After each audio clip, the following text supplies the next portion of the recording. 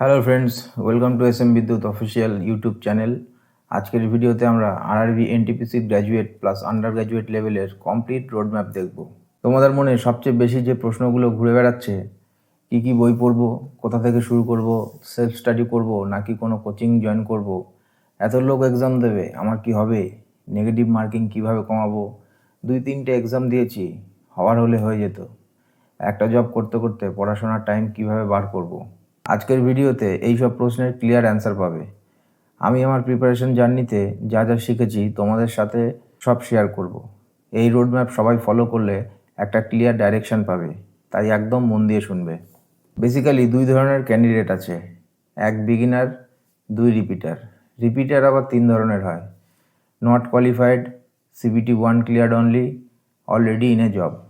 Beginner হচ্ছে actual syllabus জানে না, কোশ্চেন কোয়ালিটির কোনো আইডিয়া নেই, এক্সাম প্যাটার্ন ক্লিয়ার নেই।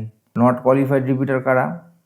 একেবারে নতুন না, কয়েকটা এক্সাম দিয়েছে, অকেশনালি এক্সাম দেয়, অন্যদের দেখাদেখি বা বাড়ির চাপে ফর্ম ফিল আপ করে, সিরিয়াসনেস কম, পড়াশোনা রেগুলার না। সিবিটি 1 ক্লিয়ার্ড অনলি, এর মানে এরা একটু serious, exam pattern, syllabus, question type সম্পর্কে আইডিয়া আছে, কিন্তু সিবিটি 2 কিছুতেই ক্লিয়ার করতে পারে না। আর যারা অলরেডি একটা জব পেয়ে গেছে, তাদের প্রবলেমটা হলো ডিউটির পরে বেশি টাইম পায় না, লিমিটেড টাইমে পড়াশোনা করতে হয়, কিন্তু এদের বেস খুব স্ট্রং। ফার্স্টে আসি যারা অলরেডি জব করে। তোমরা already one type of selected candidates. Exam clear কী করে করতে হয় সেটা তোমরা জানো। তোমাদের মেন চ্যালেঞ্জ টাইম। ডিউটি বন্ধ করা যাবে না, তাই ডিউটি ম্যানেজ করে পড়াশোনা করতে হবে। তাহলে স্ট্র্যাটেজি কী হবে? Maintain fixed routine. ডিউটি শেষে যতটা টাইম পাবে রুটিন ফিক্সড রেখে পড়াশোনা করতে হবে। অফ ডেতে 2টো করে মক দাও, ডেইলি কারেন্ট অ্যাফেয়ার্স পড়ো, আর প্র্যাকটিস প্র্যাকটিস প্র্যাকটিস, বারবার প্র্যাকটিস করতে হবে, প্র্যাকটিস একদম কমানো যাবে না। পারলে যাতায়াতের পথে শর্ট নোটস রিভাইজ করো। কাজের চাপে প্র্যাকটিস একদম বন্ধ করবে না, স্পিড প্লাস অ্যাকুরেসি যাতে কমে না যায়, এটা তোমাদের সবথেকে বড় চ্যালেঞ্জ। নেক্সট, যারা সিবিটি 1 ক্লিয়ার করে বাট সিবিটি 2 ক্লিয়ার করতে পারে না, তোমাদের প্রবলেম সিলেবাস না, অ্যানালাইসিস। এক্সাম হলে মনে হয়, আরে এ তো পড়বো ভেবেছিলাম, এখন কিছুতেই মনে পড়ছে না। এবারে এটা তুমি আন্দাজে মার্ক করে আসবে, আর তারপর ওইগুলো নেগেটিভ মার্কিং বাড়িয়ে দেবে।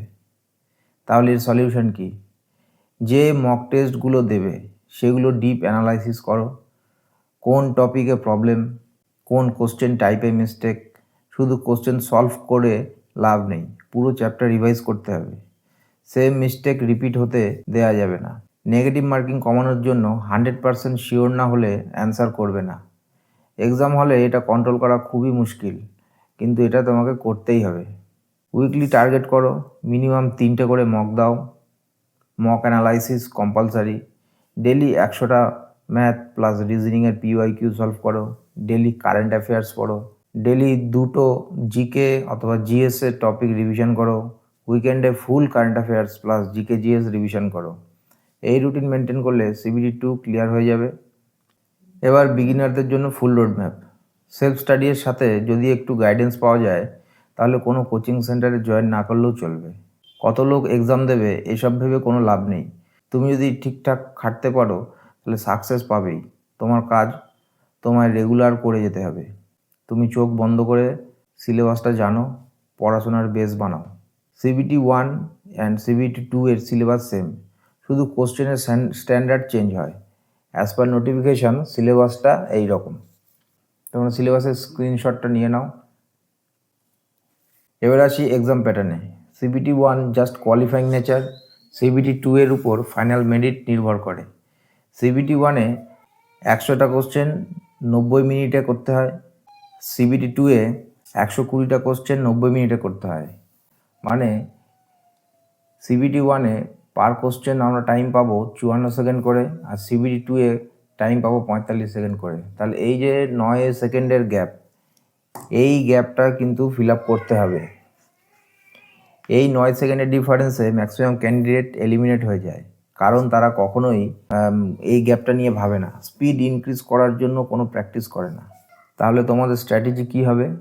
First 6 months complete the basics, বেসিকগুলো কমপ্লিট করো। এই একটা স্টাডি রুটিন দিয়ে দিলাম, এই স্টাডি রুটিনটা চাইলে ফলো করতে পারো।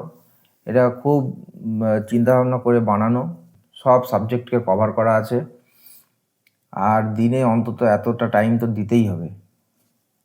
তোমাদের জন্য যে বুক লিস্ট হবে সেটা এরকম: অঙ্ক বাংলায় করতে চাইলে সুবীর দাসের বই, আর ইংরেজিতে করতে চাইলে আর.এস. আগরওয়ালের বই।